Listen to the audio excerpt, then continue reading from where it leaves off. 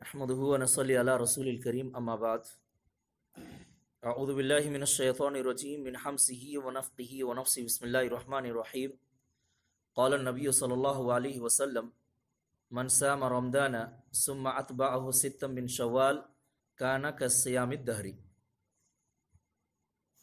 اللہ رب العالمین کی حمد و ثنا، کبریائی بڑائی، تعریف و توصیف کہ اللہ رب العالمین نے ہمیں عشاء کی نماز جماعت کے ساتھ پڑھنے کی توفیق عطا فرمائی۔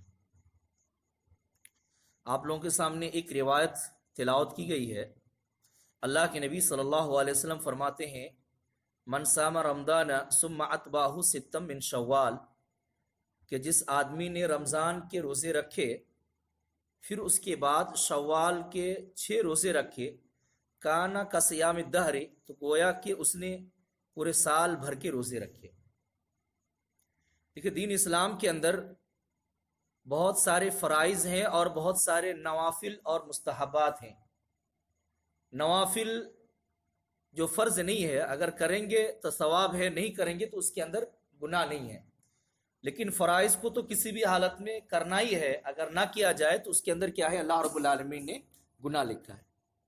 بہت سارے نوافل ایسے ہیں جو قیامت کے دن فرائض کے کام دیں گے، جیسا کہ نماز کے بارے میں آپ لوگوں کو معلوم ہے کہ اللہ کے نبی صلی اللہ علیہ وسلم فرماتے ہیں کہ سب سے پہلے نماز کا حساب و کتاب ہوگا، اور کسی کے اگر فرائض نماز گھٹ جائیں گے تو اللہ رب العالمین اس کے نوافل سے اس کو کیا کرے گا، پورا کرے گا۔ تو دنیا کے اعتبار سے تو وہ نوافل ہیں، لیکن آخرت میں وہی فرائض کا کام دیں گے۔ یعنی اگر کسی کو فرائض نماز میں کمی ہو جائے گی تو اللہ رب العالمین نوافل سے لے کر کے اس کو بدل کر کے اس کے فرائض کو پورا کرے گا۔ تو اسی طریقے سے روزے کے اندر بھی کچھ نوافل روزے ایسے ہیں جو فرائض کا کام دیتے ہیں، جیسے کہ شوال کے 6 روزے۔ اللہ کے نبی صلی اللہ علیہ وسلم فرماتے ہیں کہ جس آدمی نے رمضان کا روزہ رکھا اور اس کے بعد شوال کے 6 روزے رکھے تو گویا کہ اس نے زندگی بھر روزہ رکھا۔ اس کو آپ حساب لگا سکتے ہیں، کیونکہ دین اسلام میں بتلایا گیا ہے کہ ایک نیکی کرنا 10 نیکی کے برابر ہے۔ تو کسی آدمی نے اگر 1 مہینہ روزہ رکھا تو گویا کہ آپ اس کو 10 سے ضرب کر دیجئے تو 10 مہینہ روزہ رکھا۔ ایک ماہ کا روزہ رکھنا یہ ثواب کے اعتبار سے 10 ماہ روزہ رکھنے کے برابر ہوا۔ اور شوال کے اگر کسی نے 6 روزے رکھ لیے تو 10 سکے 60، یعنی 60 دن روزہ رکھنا ہوا، جو 2 مہینہ بنتا ہے۔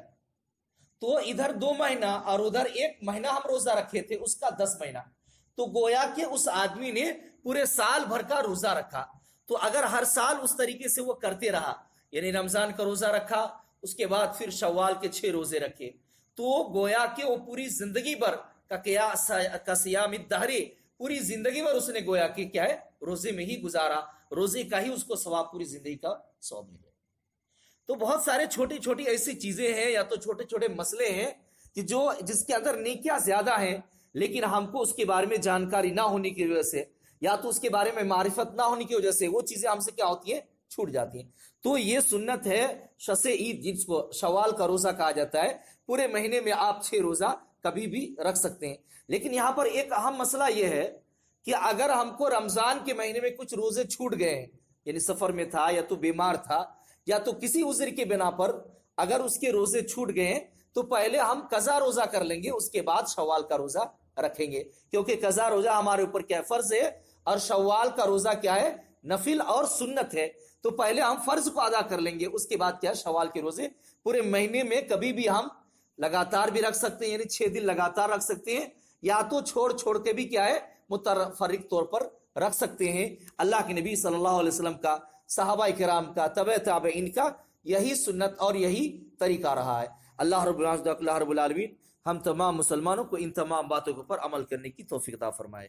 وآخر دعوانا الحمدللہ رب العالمین۔